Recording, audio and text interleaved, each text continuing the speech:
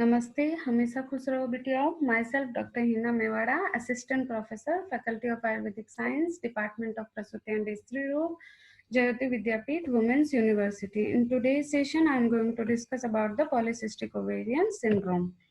So, it is defined as amenorrhea, hirsutism, and obesity associated with polycystic ovaries. It is also defined as hyperandrogenism state in the body.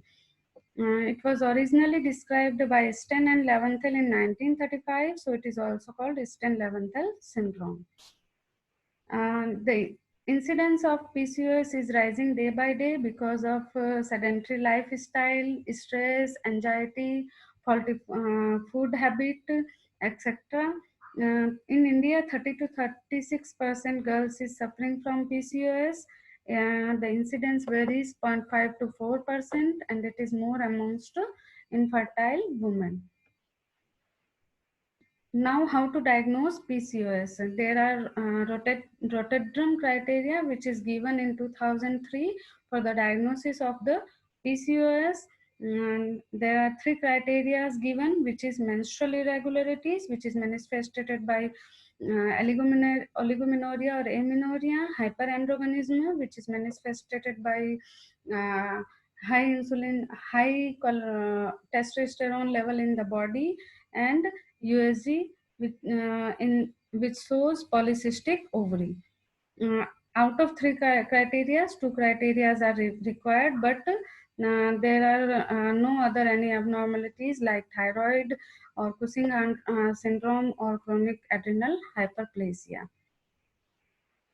The pathophysiology are in PCOS, hypothalamo-pituitary compartment abnormality are found. Hyperandrogen axis means androgen axis are found. Anovulation occur.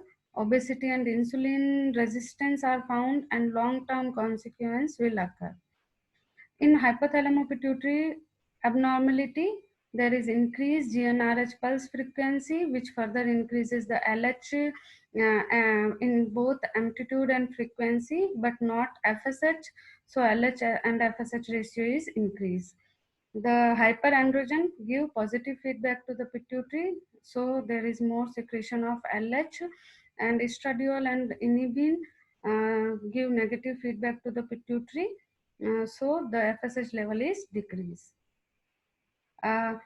In ovary, because of more secretion of LH stimulation, increase insulin and IGF first, defective aromatization and enzyme dysregulation stimulated the theca cells of the ovary, and theca cell produce more androgen. Same for the adrenal, dysregulation of enzyme, stress and high prolactin induces adrenal for the more secretion of the hyperandrogen. In ovary, high LH stimulated theca cell, which produce more androgen. This androgen is spread into the granulosa cells, but it is not converted into the estradiol because there is a low level of FSH. So aromatization of androgen into the estrogen is not occur, and no follicular maturation occur, and ultimately there is low level of estradiol in the follicle. The long term consequences occur in the ovaries: insulin resistance, impaired glucose tolerance and diabetes, hypertension, dyslipidemia, risk for endometrial carcinoma, and ovary increases 2 to 5 times for size, normal size, and obstructive sleep apnea.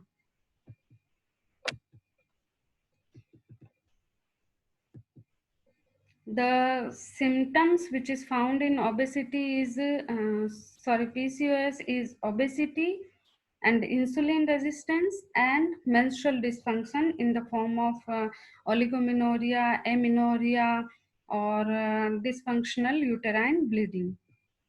The skin manifestation occur in the form of acne, hirsutism, and baldness. Acanthosis nigricans are found, which is characterized by skin changes due to the insulin resistance. Skin is thickened and pigmented, means gray-brown in color, and affected site are nape of the neck, inner thigh, gluteus, and axilla.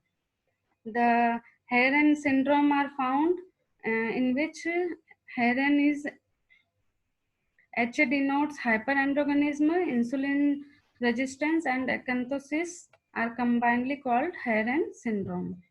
The investigations which are done in PCOS is testosterone level, which is elevated, dehydroepialdosterone sulfate, which is also slightly elevated, and LH-FSH ratio is more than 2 or 3 ratio 1.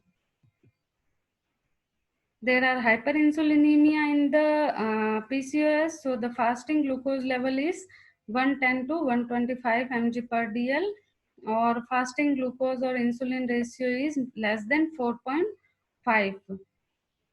In general, being shown to be more than 90% is sensitive.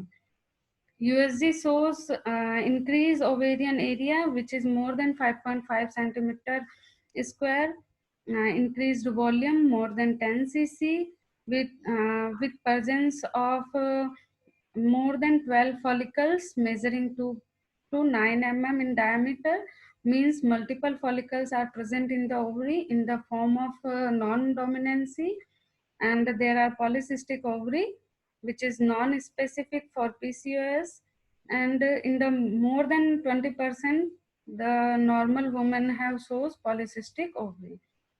See, this is the diagram of polycystic ovary. This is the USG finding in which necklace appearance of the PCOS is found. This is the diagram of laparoscopy, in which pearly white, smooth, enlarged or thick-walled ovary are present. The differential diagnosis of PCOS are hyperprolactinemia. In hyperprolactinemia, prolactin level is increased. Hypothyroidism, in which TSH is increased. Congenital adrenal hyperplasia, in which testosterone level is more than 200 ml per dl, or ovarian and adrenal tumor. Cushing syndrome, and drug like danazol OCPs with high androgenicity. The line of treatment need individualization. Primary target in PCOS is to correct biological abnormality. In obese patient, weight reduction is the first line of treatment. When women don't want to conceive, then the treatment is OCPs, means oral contraceptive pills, GnRH agonist to suppress ovarian steroid production, like goserelin and leuprolide acetate. Hirsutism. In hirsutism condition, anti-androgen is given, and dexamethasone 0.25 to 0.5 mg is given for adrenal axis. For acne, in the mild acne, topical keratolytics, example retinoids or antibacterial like clindamycin 1% lotion is given. In severe acne, oral antibiotic like tetracycline or erythromycin is given. In hirsutism, the physical therapy like bleaching, shaving, plucking, and depilatory creams, electrolysis, and laser should be done. In condition of the alopecia, psychological support and hair styling uh, gives uh, benefit to the patient. The metformin therapy is considered the initial intervention in most women with PCOS, particularly in those who are overweight or obese. Metformin is insulin sensitizing agent, It improves PCOS by improving insulin resistance. When women concerned about fertility or women want to conceive, then the line of treatment is lifestyle modification, give insulin sensitizing agent like metformin, give ovulation induction drug like clomiphene citrate, which is given from day 2 to day 5 for the 5 days, or given for the 5 days, and after the 7 days of stoppage of clomiphene citrate, there are ovulation. Gonadotropin in unresponsive cases,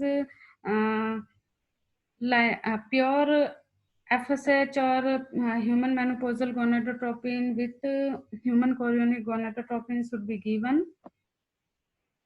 In anovulatory women with PCOS and obesity, ovulate with clomiphene with metformin, and laparoscopic ovarian drilling should be done in PCOS where the medical treatment is failed. Ovulation induction and IUI and in vitro fertilization are the other method of treatment when above mentioned method is failed. So the first line therapy is clomiphene citrate, the second line therapy is laparoscopic ovarian drilling and gonadotropin, and third line treatment is in vitro fertilization. In the case of PCOS, when women want to conceive. The surgeries which are done in PCOS is laparoscopic ovarian drilling, in which there are multiple punctures are done in the wall of ovary, so the androgen level become normal. Endoscopic cauterization and CO2 laser vaporization of multiple cysts are other treatment. Vase resection. Nowadays, vase resection is not done because it causes adhesions, and bariatric surgery should be done. In bariatric surgery, the part of the stomach is removed, so the patient increase satiety and decrease appetite in the patient. So thank you for listening me. If you hope you all are satisfied with my session. This session is powered by digital version 2.0. If you have any queries related to this session, please mention in comment box, so I will resolve it. Thank you so much.